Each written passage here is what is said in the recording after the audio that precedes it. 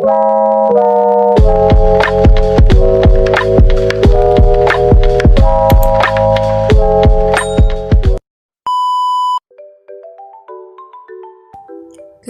ekonomi adalah semua kegiatan yang dilakukan oleh manusia untuk memenuhi kebutuhan hidup. Bentuk kegiatan ekonomi adalah yang dilakukan manusia meliputi 3 kegiatan, yaitu produksi, distribusi, dan konsumsi.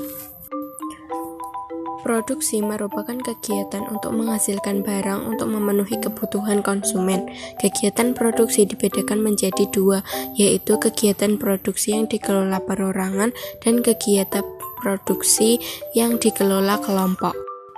Distribusi merupakan kegiatan menyalurkan barang atau jasa dari pihak produsen ke pihak konsumen. Kegiatan konsumsi adalah kegiatan ekonomi yang menghabiskan nilai guna suatu barang atau jasa secara berangsur-angsur atau langsung habis. Usaha yang dikelola sendiri disebut usaha perorangan. Usaha ekonomi ini memiliki modal terbatas dan biasanya dikelola secara sederhana. Contohnya yaitu sebagai berikut. Usaha pertanian. Usaha pertanian ini memiliki modal terbatas. Lahan yang digarap biasanya terbatas, lahan persawahan dan tegalan. Namun ada juga usaha pertanian yang dilakukan secara besar-besaran. Usaha perdagangan. Usaha perdagangan secara perorangan biasanya berskala kecil dan sedang. Contoh usaha perdagangan antara lain pedagang asongan, pedagang keliling, pedagang kaki lima, pedagang di pasar, warung, dan toko kelontong. Usaha jasa. Secara umum banyak usaha jasa yang dikelola secara perorangan. Contohnya usaha salon, fotokopi, bengkel, potong rambut, dan penjualan pulsa. Industri kecil. Sektor industri yang dikelola perorangan merupakan industri rumahan. Contoh industri perumahan antara lain usaha kerajinan tangan berupa pembuatan keramik, souvenir, tembikar, anyaman, dan mebel. Usaha ekonomi kelompok ini dikelola secara bersama, baik modal, pengelolaan, maupun keuntungan. Bentuk usaha ekonomi bersama sebagai berikut.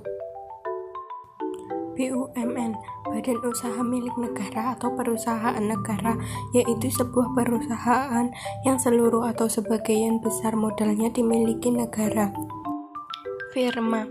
Firma adalah usaha ekonomi yang bersama yang didirikan oleh sekurangnya 2 sekutu. Setiap anggota firma memiliki hak untuk bertindak atas nama firma. Anggota firma juga bertanggung jawab secara penuh atas risiko kerugian firma. Usaha berbentuk firma biasa bergerak di bidang layanan konsultasi hukum dan keuangan. Persekutuan komanditer atau CV. Persekutuan komanditer didirikan oleh sekurangnya 2 orang yang menyetorkan modal. Pada CV terdapat 2 jenis sekutu, yaitu sekutu aktif dan sekutu pasif. Sekutu aktif berperan sebagai investor dan pengelola CV. Sekutu pasif berperan sebagai investor tanpa terlibat dalam pengelolaan CV. Perseroan terbatas. Perseroan terbatas atau PT adalah usaha bersama yang modelnya berupa kumpulan saham. Saham diartikan sebagai bukti kepemilikan suatu perusahaan atas penyetoran modal. Setiap saham memiliki nilai nominal tertentu. Pemilik saham akan memperoleh keuntungan berupa dividen. Koperasi.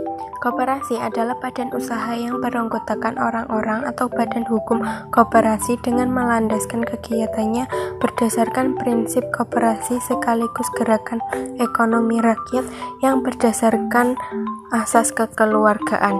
Bentuk-bentuk koperasi di Indonesia sebagai berikut. Yang pertama, koperasi konsumsi. Yang kedua, koperasi simpan pinjam. Yang ketiga, koperasi produksi. Yang keempat, koperasi jasa. Dan yang kelima, koperasi serba usaha.